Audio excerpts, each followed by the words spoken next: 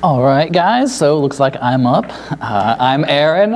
I'm the family minister here. Hopefully most of you know me, if not from my stage presence with the kids on the first Sunday of the month, but from my announcement videos. Hey, I'm preaching this morning because Jonathan is out of town, and I'm excited about it because every time I get to be up here and talk, I just like talking pretty much, so I'm glad to be here.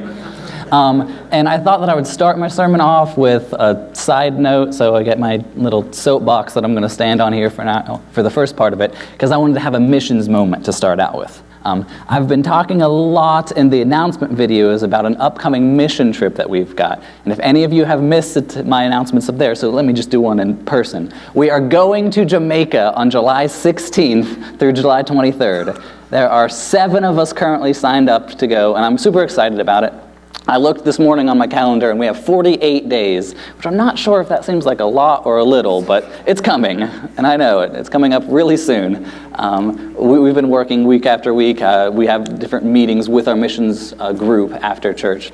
We're trying to get some things done. And in order to make our mission trip seem a little bit more alive and real and connect with the audience, I wanted to get my missions team members to stand up for me really briefly. There are 7 of us that are going, and almost all of them are in this room. We've got Marion Faltham Douglas, we've got Kim and Juliana Sutliff. We can clap, I love clapping. And we got Juanita and little Derek Little are coming with us. So this is our team. You guys just stay standing for a little bit longer. I just want you guys to know the faces of those of us that are going.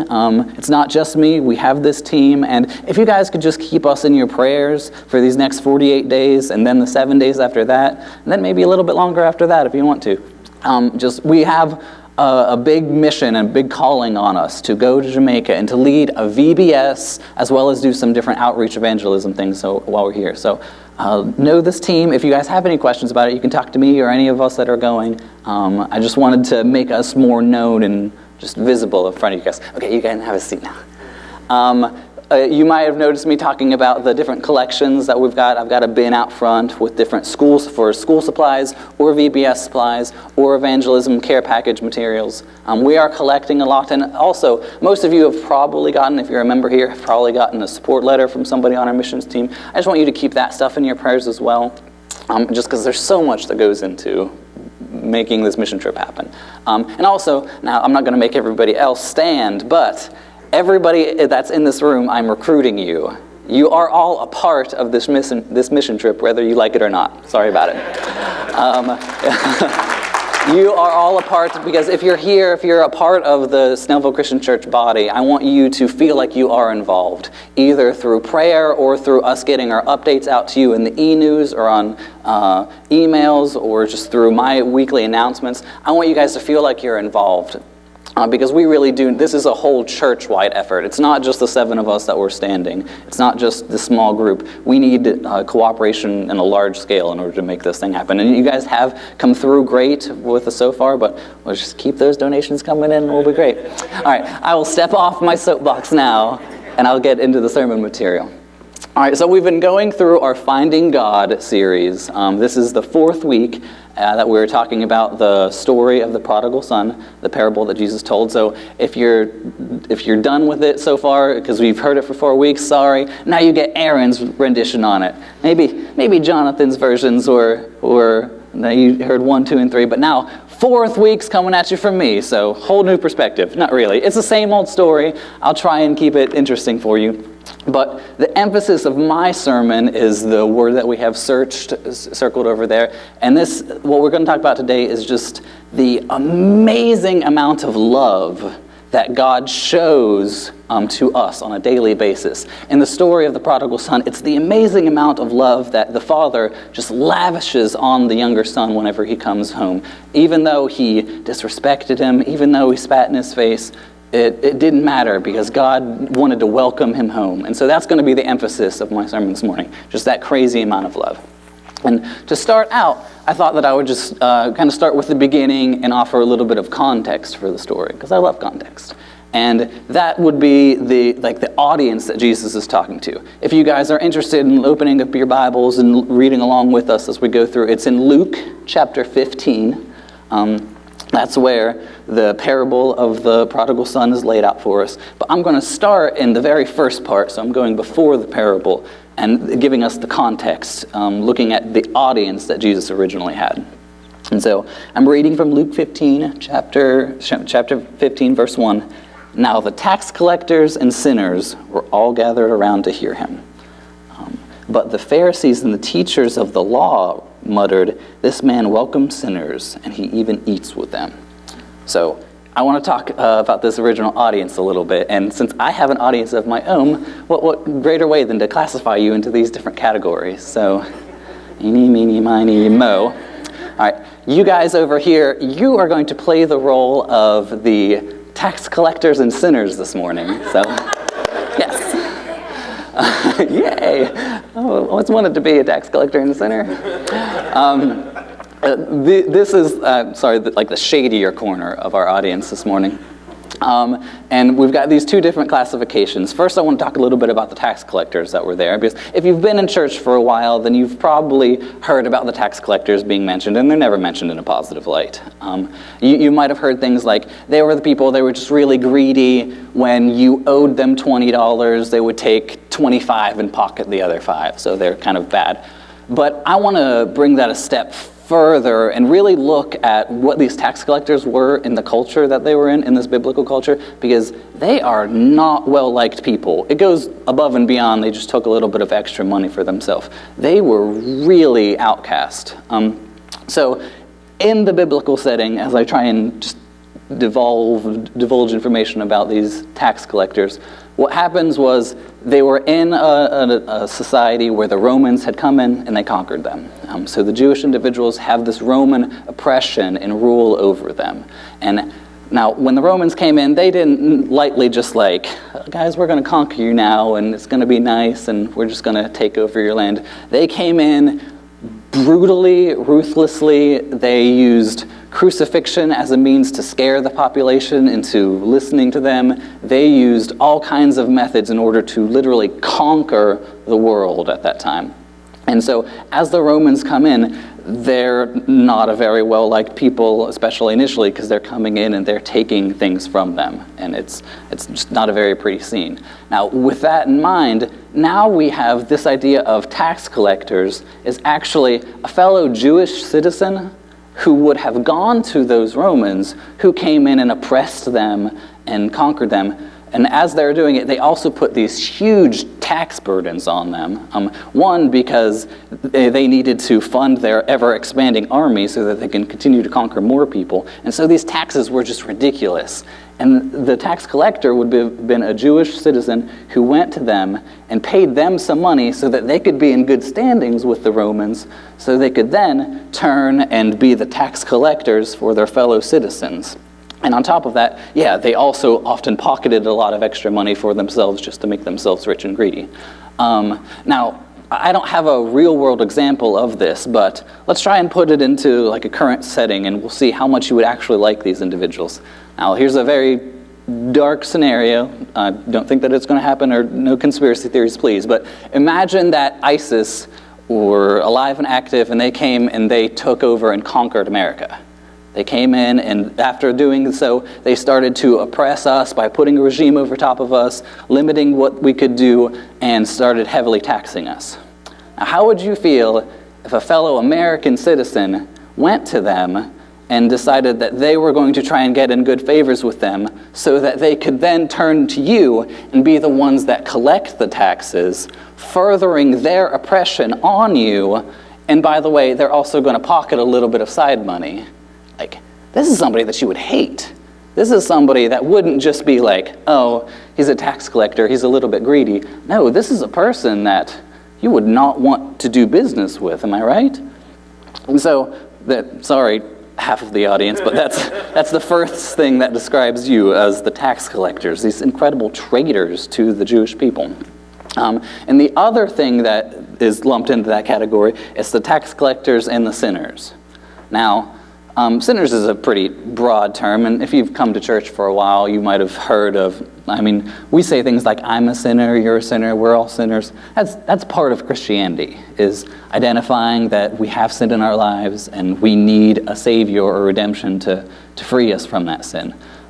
But in this biblical culture, the context of labeling these individuals as sinners, and again, it goes a bit beyond that. It's not just saying that this over here, this is a person or a crowd of people that has sin.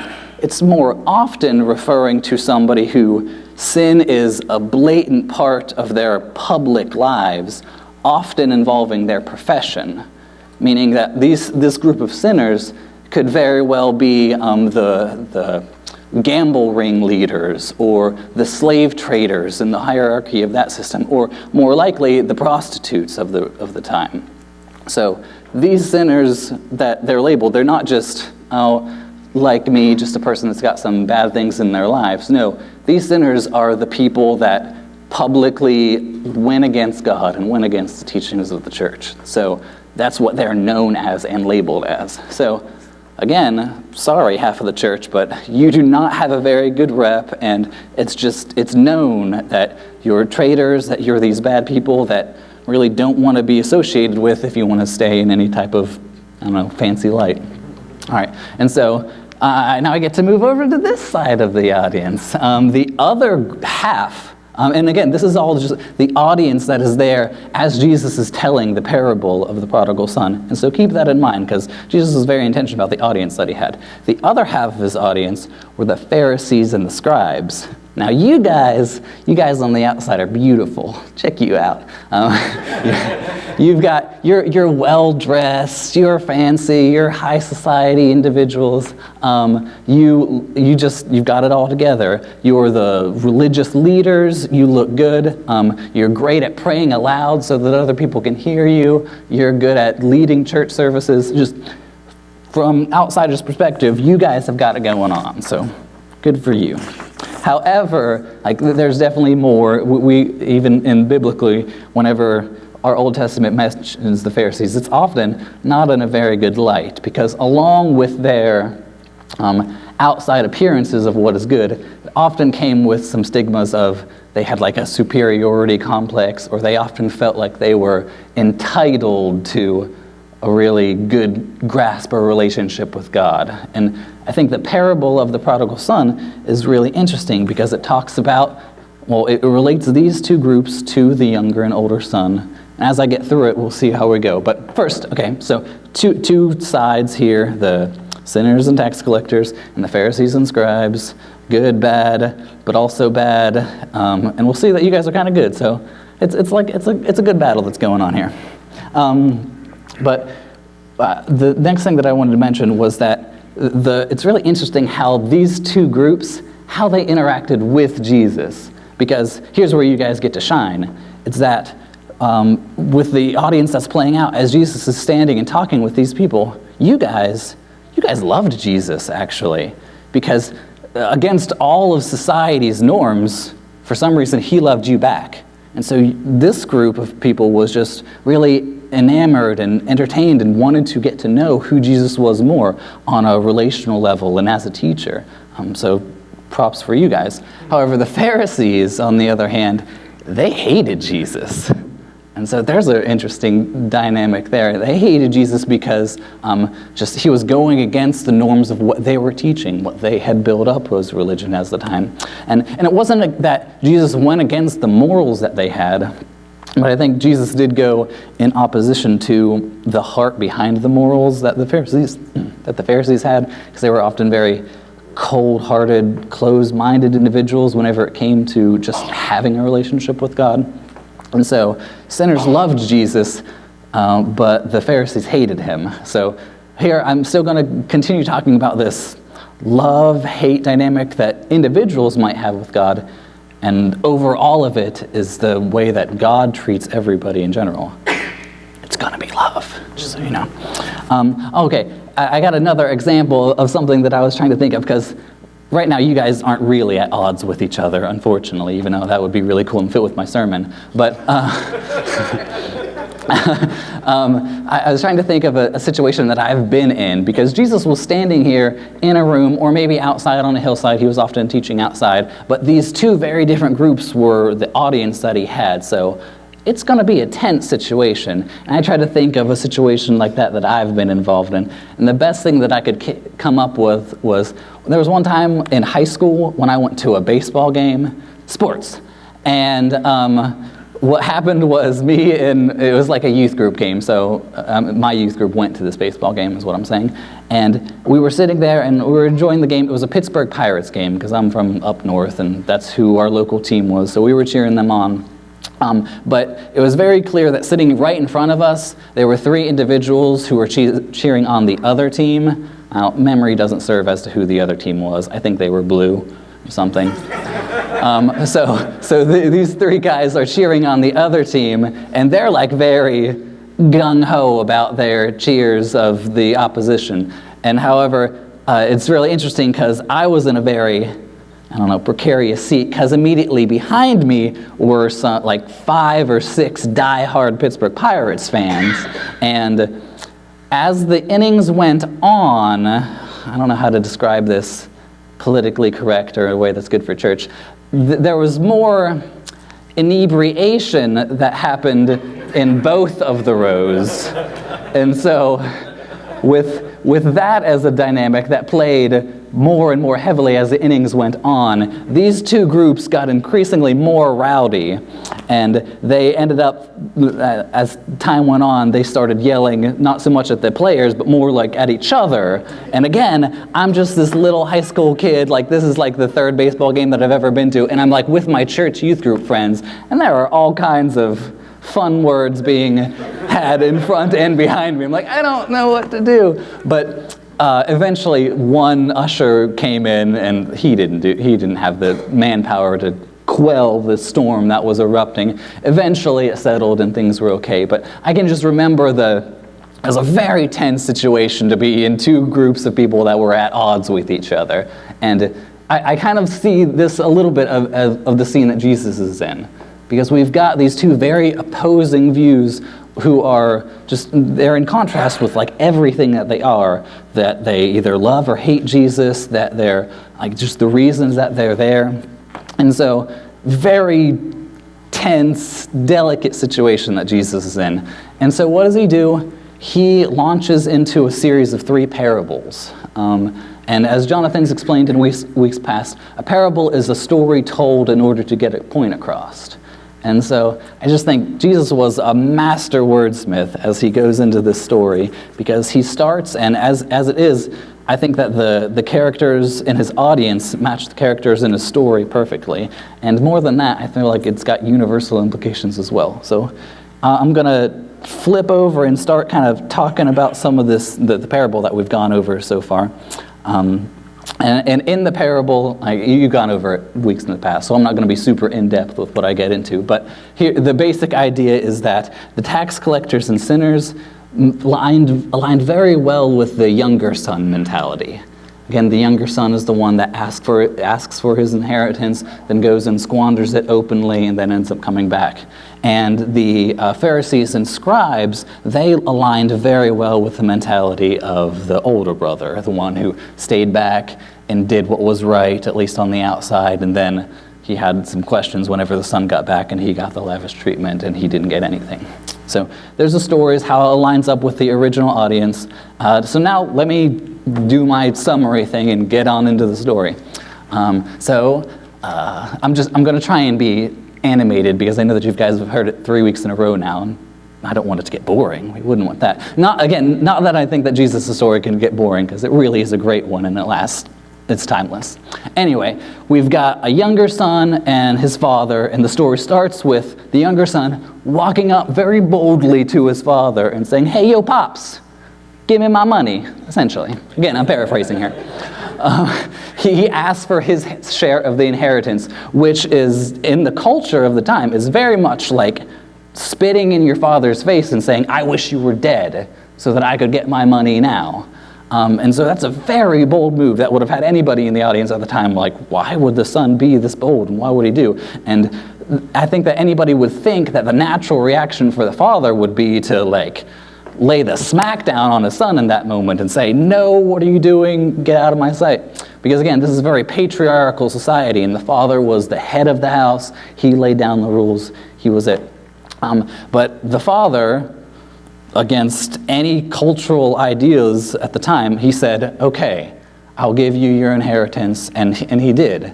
And so I guess he did the divvying up and got the money. And it's interesting because the majority of the inheritance would have been land, so they would have sold it at the time and given the money to the kid.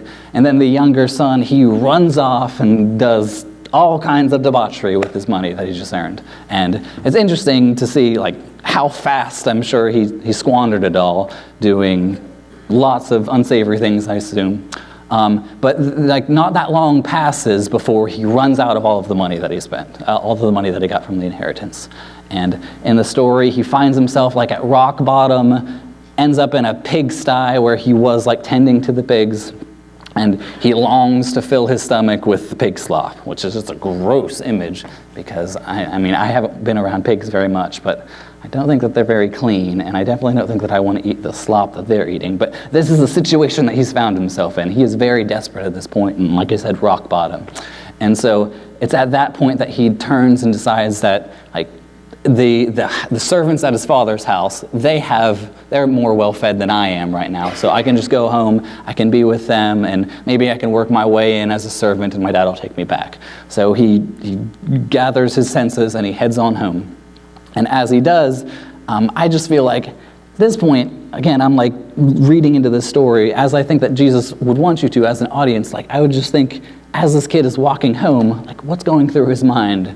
Like I can't believe that I treated my father this way, and like here I am finally, like I'm broken, I'm hungry, I'm worn out from this travel, and I've just got to go home because it's my only option left. And I at this point in time, like he doesn't know how his dad's going to greet him, if he even will greet him, or if he will just shut the door in his face and disown him as his son entirely. Because let's be honest, like that would have been expected, or that would have been okay if the father had said, no, you're not my son anymore.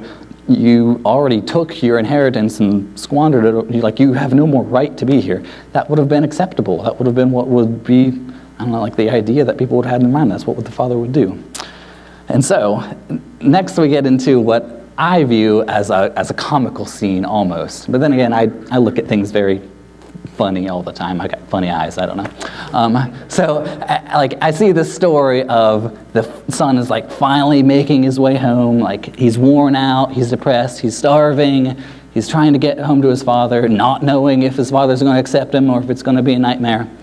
And the dad, he sees him from a distance, and he starts running.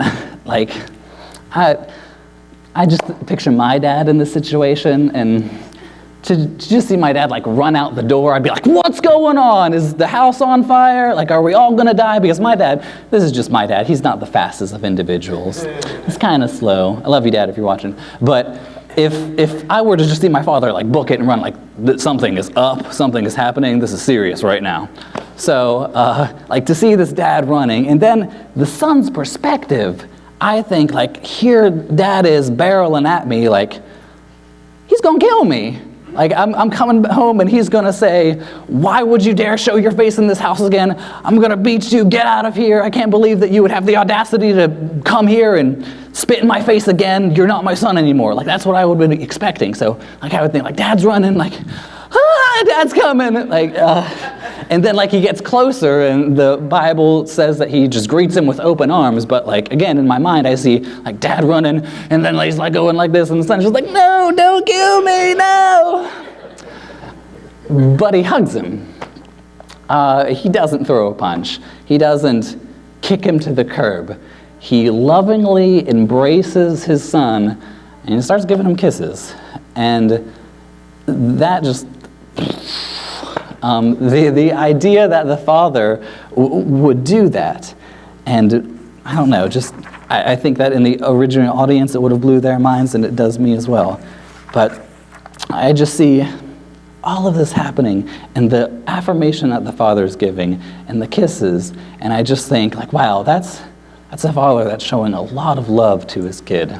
And in my mind, and I'm sure even in his, I think, does he deserve that? Is like that something that the father should do? Shouldn't there be like discipline in there? Shouldn't the father be like, okay, son, I'm glad you're home, but you messed up? And it's just really interesting to me is that in that moment, none of that matters. The discipline doesn't matter. The fact that he messed up, it's the fact that the son is returned The son has decided that he is going to come back to his father, and that's all that the dad is thinking about.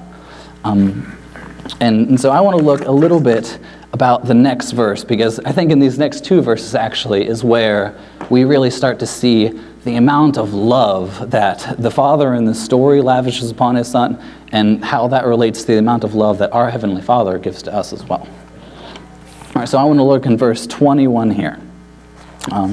And it says, "The son said to him, 'Father, I have sinned against heaven and against you. I am no longer worthy to be called your son.'" And I think that fits in my mind very well with what I would have been thinking the whole time that I was going home. Like, I'm not worthy anymore. I've messed up so horribly. What I did to my father was so wrong that I would just be beating myself up, expecting the worst whenever I finally got home. And have you guys ever had a moment like this where you perhaps know that you've messed up, know that you wronged somebody really bad, and then you had no choice but to go up and fess up afterwards or confront them face to face? Because those are really hard moments.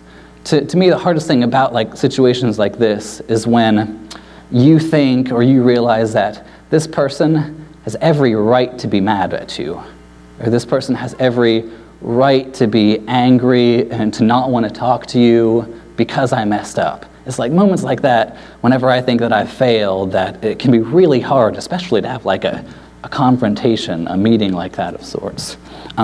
Again, I can think of one example whenever I was in high school where I messed up. It wasn't that big of a mess up, but it felt like I was the worst person at the time.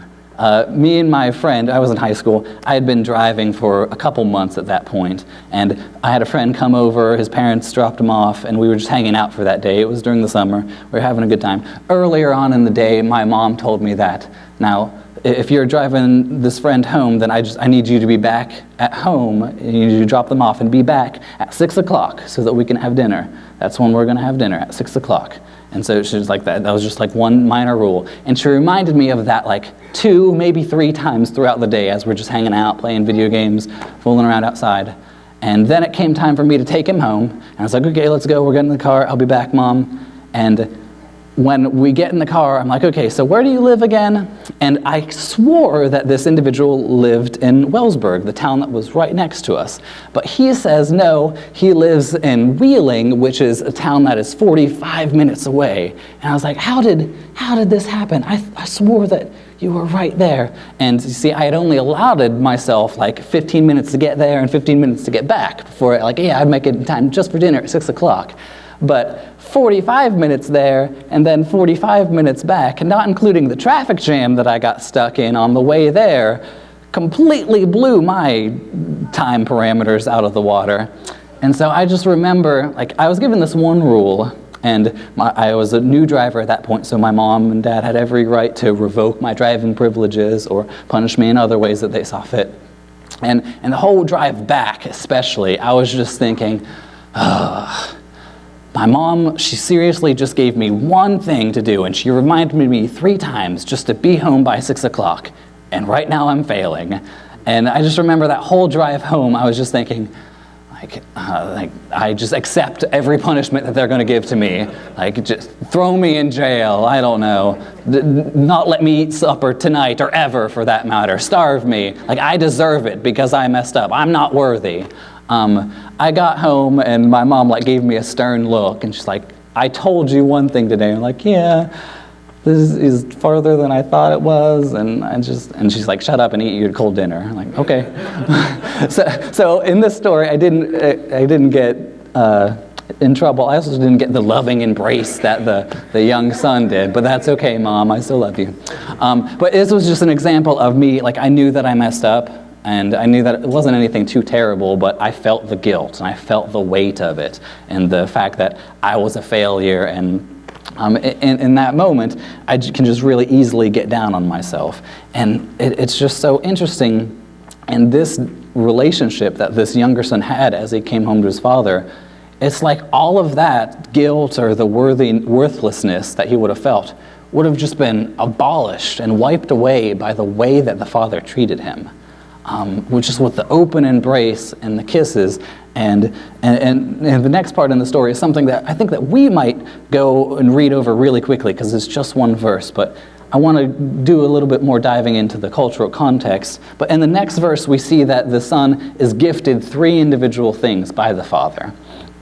He's gifted a robe, a ring, and a sandals. And to us, you would like read through the verses and say, okay, so his father gave him some things.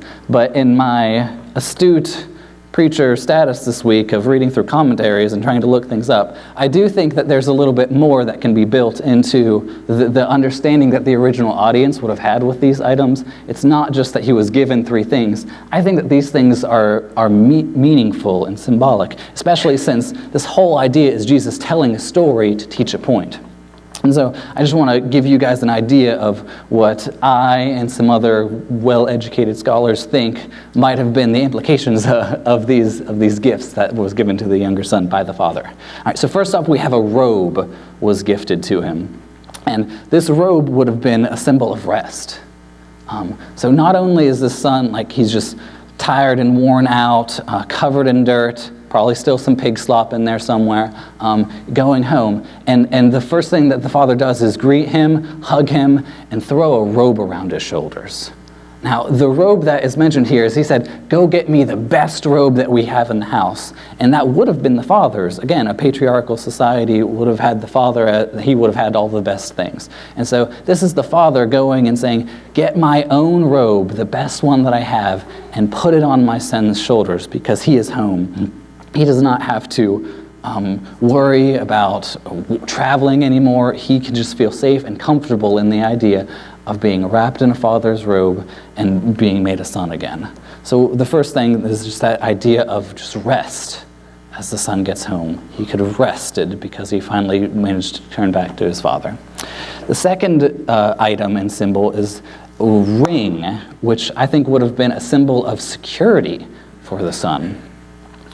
And what I mean by security is a ring at the time would have been a very fancy and a prominent status symbol. Not just everybody went around flashing their rings. The rings are some of the more fancy items, and it would have been a symbol of security because a ring in a family, especially a notable family at the time, would have been a sign of authority or power within the family. This would have been like the father's ring, and we've seen things like this in TV or movies, but in royal families, the ring would have held the signal for the family house, and they would have like pressed the ring into the seal to give it their royal family seal. But a ring would have been this powerful symbol of authority, that the son is there and at home, and he would have been able to have just the security of knowing that he now is reinstated into the family. He has a roof over his head. One of the commentaries that I read actually said that this ring could have been a symbol, kind of like giving the son the credit card back, and that he had access to the wealth again of the family as well. He's no longer going to be the poor beggar kid that's looking for pig slop, but no, he has access to the family money again. He's reinstated there as a symbol of security. The third gift that he was gifted were sandals, which I think would have represented a symbol of acceptance. Again, in the society at the time, if you were in the house, the only people that would be in the family house wearing shoes would have been the family members themselves. The guests or servants or slaves that any household of the time would have had, they would have been barefoot. And so I think that these sandals are a gift of, again, reinstating the son as to saying, you're not coming back as a slave that's going to work his way up the ranks, or you're not coming back as a stranger or foreigner. You're coming back and you're my son. And so you are gifted with that symbol of just acceptance back into the family. And so I see those three things, and again, I'm blown away by the significance and the careful, just, I don't know, love that this father is showing the kid. It's not that the father, like the son got back and the father just said, okay, you're back, I'm not going to kill you, or okay, you're back, work as a slave for a couple of years and work your way up and we'll see where we can go from there. The father didn't negotiate a deal like that or anything. The father just welcomed him and reinstated him to the fullness of the sonship which he was before he left, before he spat in his face. And again, if I'm talking about love this morning, it's just something that blows my mind in the way that that father in the story would have treated the younger son. Now, I want to put a bookmark there, because right after that in the story, we kind of transition from the happy scene and we go to the older son. And this is something that's kind of tacked on at the end of the parable of the prodigal son. And when we look at the older son, we see that he was out in the field, and he comes in, and he very quickly realizes that the younger son has come back. He's been fully reinstated to sonship. In fact, not only was he given these 3 gifts, but father's throwing a huge party for him and slaughtering one of the animals, and they're having like this giant feast is in the works and being planned. And the son, at this point, just like steps back, and he's like, why is this happening? Why does the son who just disrespected my father, this little punk brother of mine, why does he get this huge feast when all along I've been here and I've been the good obedient son? Where's my party? Where's my fattened calf? And it's an abrupt transition from the love that the father is showing the younger son to the older son's reaction.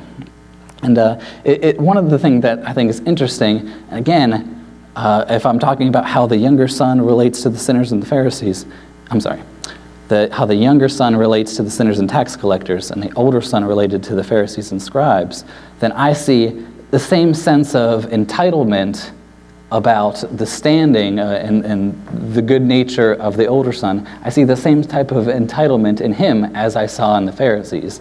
And so again, I'm really seeing those connections between the original audience that Jesus had. And in the story, it's really cool, because as it like builds to the scene of the son asking, like, where is my party? The father ends it by saying, well, we're just celebrating because the son who was once lost, the son of mine who was lost and gone, is now found and alive again. And then the story ends, and I get frustrated a little bit, just a little bit, because I don't think that's a good enough ending for me. Again, it's Jesus, and he's telling a great parable, and I'm not going to question your stories, Jesus. But I want more.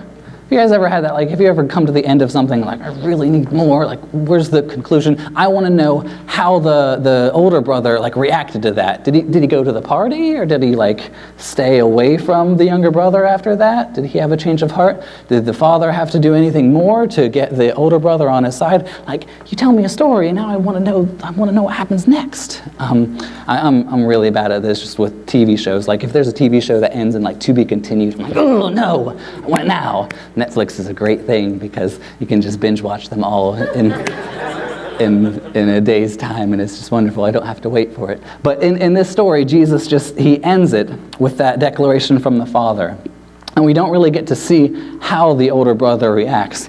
And again, I think that even if I would have had more questions and want to know what happens after that in the story, I think that Jesus was intentional about ending it there, because he wanted that question to linger in the minds of the Pharisees that it would have related to. Perhaps, like, what would you do next at that point?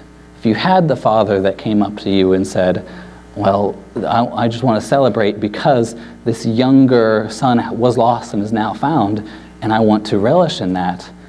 How do you react if the father says, these sinners and tax collectors who once were lost are found and are made in right standing with God?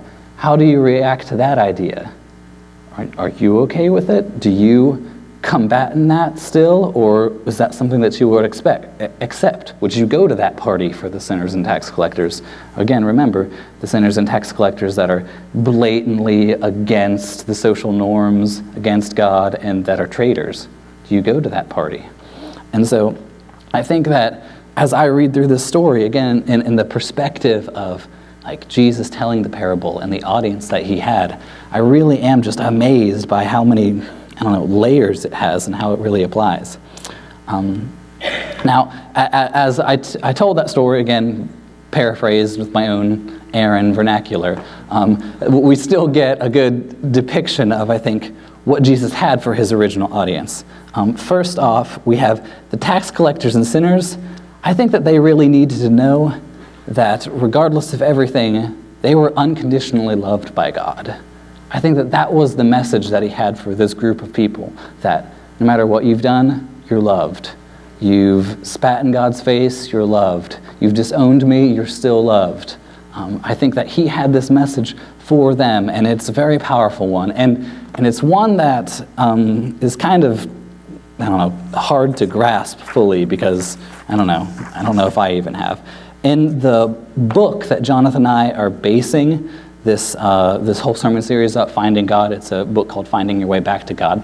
And they called this idea of, this understanding of accepting Jesus' love is an awakening to love. That's the quote that they used. They called it an awakening to love. This idea that could somebody, after they've been a sinner, after they've accepted the idea that they need to turn back to God, can they accept this amount of love back? Is that something that they can really get on board with? Or does that hold them back because they feel like they're not worthy, because they feel like they don't deserve it? And so, again, just awakening to love. So we've got the tax collectors and sinners. They need to know that they were unconditionally loved by God. The Pharisees and scribes, they needed to hear that there was nothing that they could do to earn God's love, actually, that it was freely given to them. They needed to learn in that moment that it wasn't about your righteousness, your good standing, your ability to pray, your suave looks. It was about the heart that you had and how you treated God, and that you can't earn this idea of love. It's just given to you, and you have to be able to accept that. And I just think that all along, the older brother, I feel like he was acting as if he was doing this all, he had this act, like as if I'm doing this all so that I can please God. But I think that he had the mentality all along that he was just doing this stuff so that he could get more credit with his father, or so that the Pharisees could get more credit with God. And it's just not what it's about. It was something that was freely given and they had to accept. All right, so regardless of, I can break the molds of you guys sitting in one side or the other. Regardless of who you might feel like you associate with more, the message, like there's an overall message that was present in this parable for him. And again, it has to do with love. It's this idea that we are all, God is just offering us all a welcome home. No matter who you were, sinner, Pharisee, tax collector, sinner, everybody was offered a welcome home. And in the story, it's a physical welcome home of just come to the Father and receive him, and he will show you all kinds of love in return. And it's the same for us, a little bit more, not as physical as in the story, but we are all offered this welcome home from our God if we would only turn to him and seek him out. And it's interesting because regardless of where you are in your life or in your spiritual journey, it's just, this is something that is constantly freely given and offered to us. This open arms, this ready to hug and embrace you, full-on bear hug and kiss, this welcome home that's given to us by God. And so I'm amazed yet again at this parable that I've listened to all of Jonathan's sermons up to this point, and I'm looking forward to next week's as we close out this idea of finding God. But I can keep on seeing more and more in this parable of how, God is just working and how this story can impact us so heavily. So as I'm getting ready to close here, and as I do, I just want us all to continue to think about the idea of what it is to, identify either with the younger son or the older son, or what it is to, to look at this overall message saying that God is welcoming you home. Like, is that something that you have accepted yourself? God's open arms, welcome home? And another thing to think about, and it's something that sometimes I get tripped up on, and regardless of if you have accepted God for the first time, if you have gone to and run to him with open arms, or if you're still thinking about that idea, in this story, there's one thing that really holds the younger son back, and that's this sense of fear or unworthiness. And I really do think that Jesus is calling us all to try and put that idea of being dirty, unworthy, unlovable out of anybody's minds. I don't think that God wants any of you to feel that way about yourself, because we are all sinners. We all fall short of the glory of God, but regardless of anything that you've done in the past, God loves you, and he is looking at you, and he wants you to run to him with open arms and accept his calling home. So as I'm finishing here, I just want anybody to know that if you haven't ever accepted that, or if you haven't ever made that declaration that you want to be a Christ follower and be welcomed home by him, then you have that opportunity during this next song. I want you to feel comfortable with that. If you're not comfortable with coming up to the front, we have response cards in the pew that you could fill out and drop in the offering afterwards. And also, just if any of you wanted to make a commitment about dedicating yourself to this body and being like an older son that isn't just, I don't want you to just do things for the sake of doing things, for the idea of works, but if you want to be a part of a church body and wants to honor God with what it is that you're doing, I just want that to be an opportunity for you as well. And so please pray with me as I close out my prayer, and then we'll sing a song together. God, thank you for being with us today. I just pray that you continue to fill this place with people, with your spirit, and with your love. We looked through the parable of the prodigal son once again today, and we just saw a message of your hope, a message of you who wanted nothing more than to just be with us. So God, I pray that you can help us respond to you, help us to be your children that do turn to you with open arms. Thank you for offering us a way home and never shutting that door on us. So God, we praise you, we thank you. It's in Jesus' name that I pray. Amen.